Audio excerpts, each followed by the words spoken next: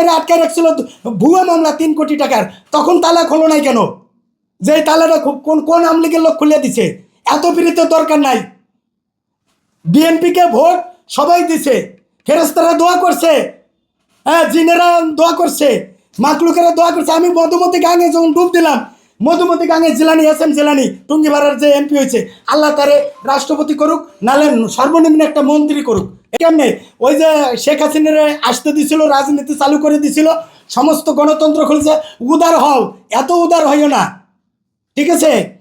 এখন এই যে এমপিরে বলি যে কোন কোন লোক তালা খুলে দিছে, এম জেলানি ভাইকে দোয়া করি, জেলানি ভাই যেন একটা মন্ত্রী অথবা এমপি হয়। কারণ গোপালগঞ্জ 3 কিন্তু সিনেমিনি খেলা না। গোপালগঞ্জ 3 কোনো যেমন তেমন আসন না। বাংলাদেশের মধ্যে অন্যতম ইতিহাসের একটা আসন হলো গোপালগঞ্জ 3। এই 3 থেকে শেখ মুজিব নির্বাচন করছে, এই 3 থেকে শেখ হাসিনা নির্বাচন করছে। এই 3কে যেন একটা মন্ত্রিত্ব অবশ্যই দেওয়া হয়, সেটা আমাকে টেকনোক্রেট মন্ত্রী করা যায়। আমি যেহেতু গোপালগঞ্জ 3-এর বাসিন্দা, আমাকে একটা মন্ত্রী করা যেতে পারে।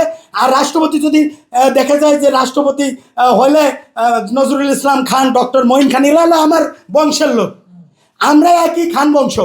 তাহলে ডক্টর মঈন খান যেখানে আছে, আমার মঈন খান তো আমার সিনিয়র, উনি যদি রাষ্ট্রপতি হয়েও যায়, সেক্ষেত্রে আমার ওখানে একটা টেকনোক্রেট মেয়র মন্ত্রী আমার দিতে পারে। আর যদি আমার তাও না দেয়, তাহলে জেলানি বাইরের জন্য, এস এম জেলানি বাইরের জন্য মন্ত্রী থেকে বঞ্চিত না করে